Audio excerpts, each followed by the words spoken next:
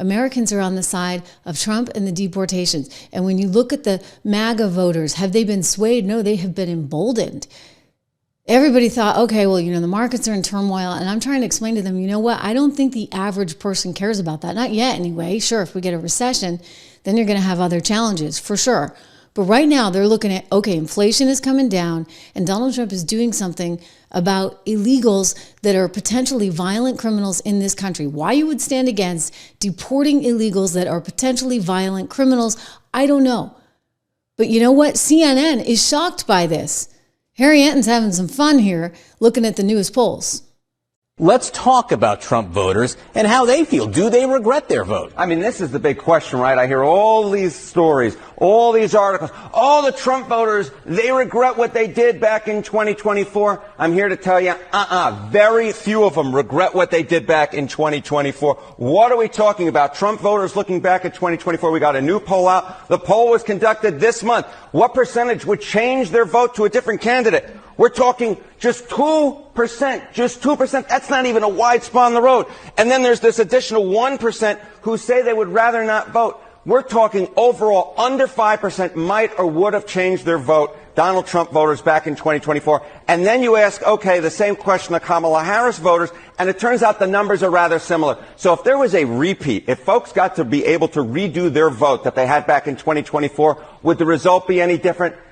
I doubt it would be. I doubt it would be, or it would still be extremely close. The bottom line is, for all this talk of Trump voters regretting their vote, in the numbers, it really just doesn't show up, John. So the stickiness with Trump voters and President Trump in this presidency, how does it compare to his first presidency? Yeah, okay. So, I was interested in sort of a historical analogy here, sort of, does this look similar or different from back in 2017, looking at 2016? Well, in February of 2017, 4% of Trump voters say they'd shift their vote. That's actually slightly more than the 3% this time around. So, you look back, you say, okay, there's these Trump voters who really regret their vote. Historically speaking, they really don't regret their vote. And if anything, the number this time around is actually smaller than it was the first time around. And it's certainly smaller than the number we saw coming out of 2020, of course, after the events of January 6th. So the bottom line is this. If there's some idea out there that Trump voters are going around, man,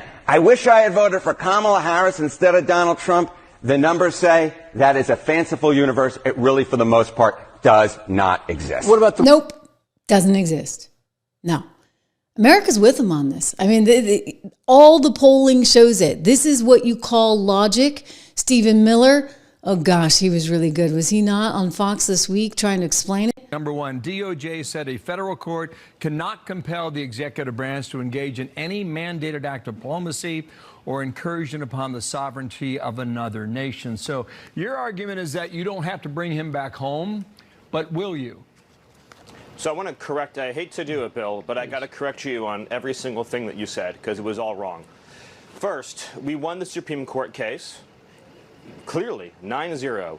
A district court judge said unconscionably that the president and his administration have to go into El Salvador and extradite one of their citizens, an El Salvadorian citizen, so that would be kidnapping, that we have to kidnap an El Salvadorian citizen against the will of his government and fly him back to America, which would be an unimaginable act and an invasion of El Salvador's sovereignty. So he appealed to the Supreme Court, and it said clearly, no district court can compel the president to exercise his Article 2 foreign powers in any way whatsoever. DOJ called me after that Supreme Court ruling, and they said, this is amazing. We won this case 9-0. We are in excellent standing here. So this has been portrayed wrong for 72 hours in the media. They said the most a court could ever compel you to do would be to facilitate return, which would basically mean if El Salvador voluntarily sends him back, we wouldn't block him at the airport. We would put him back into ICE detention, and then he would be deported either back to El Salvador or somewhere else.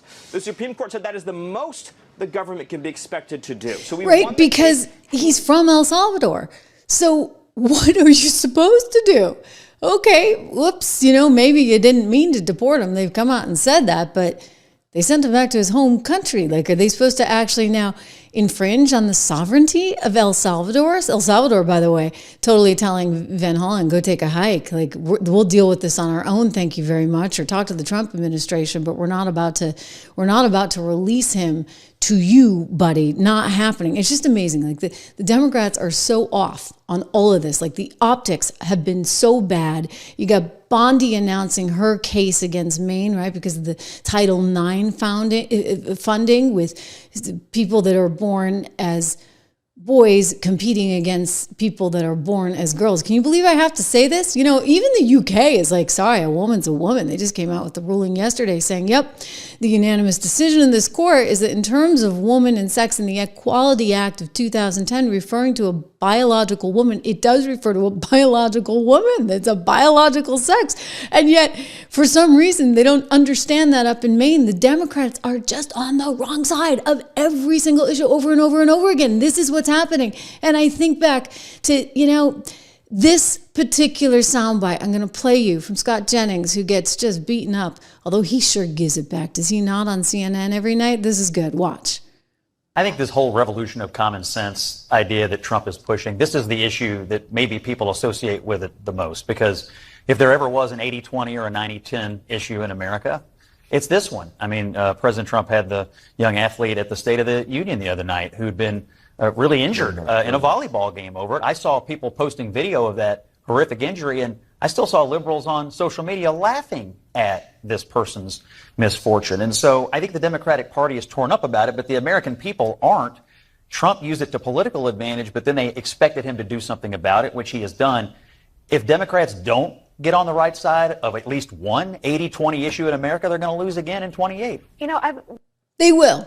They will. And then they got people like George Clooney not really helping their cause. George Clooney going on CNN and making a you-know-what of himself all over again. Of course, the anchor that he's talking to is certainly making a you-know-what of himself as well. Jake Tapper interviewing George Clooney. I mean, could it get any more cringe? Really? I mean, these are the guys that took him down. These are the guys that took Biden down. I was saying it at the time. Jake Tapper was a mouthpiece, kid you not, for whatever David Axelrod and others wanted him to do. There was a movement within the Obama camp. And so they had their guy on CNN and they had their Hollywood actor that they could get to write this op-ed to just tear Biden down. And Clooney's like, oh, it was my patriotic duty. I had to do it. Here, just watch him briefly. You yourself did something that a lot of people would call brave when you wrote your op-ed. Well, I don't know if it was brave.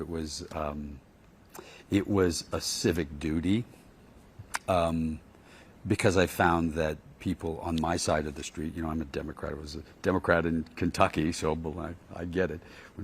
When I saw people on my side of the street not telling the truth, I thought that was time to... Are people still mad at you for that? Some people, sure. It's okay. You know, listen. Can I stop for a second? What the heck is a Democrat from Kentucky? Is that his way of saying, you know, don't forget.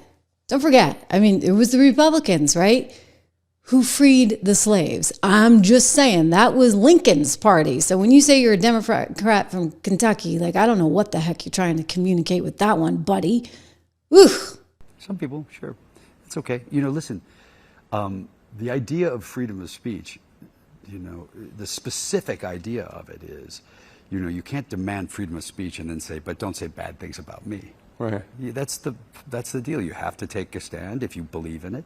Take a stand for it, and then deal with the consequences. That's the rules. And so when people criticize me, they criticize me because of my stance against the war 20 years ago, and so people picketed my movies and they put me on a deck of cards, and you know, and that's I have to take that. That's fair. I'm okay with that. I'm okay with criticism for my, you know, for where I stand. I defend their right to criticize me as much as I defend my right to criticize them. Yeah, whatever. You so don't. We know you don't. Please, like, nor does CNN. Remember when Jake Tapper was like, how dare you to Lara Trump? Because Lara Trump was, in Jake's eyes, suggesting that Biden had a stutter and therefore was making fun of people with stutters. And she's like, no. Like, I've just seen that people decline at points in their life. And this strikes me as somebody who's declining, and he's like, how dare you? How dare you? I mean, these people are so phony, and they're going to shove this nonsense down your throat again. I'll tell you, they lost anyway. Like, they were trying to save the day. They thought that Joe Biden was going to lose. They thought, okay, if we get rid of him and we bring in Kamala, oh yeah, that'll work. That'll really work. I mean, like, I actually think that Joe Biden would have done better, because you really annoyed people in the Democrat Party by subbing them out like that. That was like part of the problem, right? Part of the big problem. Quick reminder that I'm so happy to have partnered this year with Herzog Foundation. If you're interested in a Christian education, I highly recommend you check these guys out, because you look at the Clooneys of the world, and you look at all these nut jobs out there out in Maine, for goodness sakes. If I lived in Maine, I think I'd really want to go to herzogfoundation.com right now, because it is a foundation. It doesn't cost you anything. Go and look at it. They have so many ideas on how you can educate your children. If you have children, if you have grandchildren, if you have nieces and nephews, go look at that, because it's all about a Christian education. And these days, with everything that's happening, boy, do we need it. I'll say Donald Trump's doing a lot, though. He's doing a lot. Things are progressing. We're moving in the right way. All of it is good news, but it's going to take time. So if you're interested in an education for your children that really puts an emphasis on values, Christian values, I encourage you guys to go check this out. Again, I'm so proud of the partnership. I really am. It's a wonderful thing that I'm excited to be involved in and excited to share.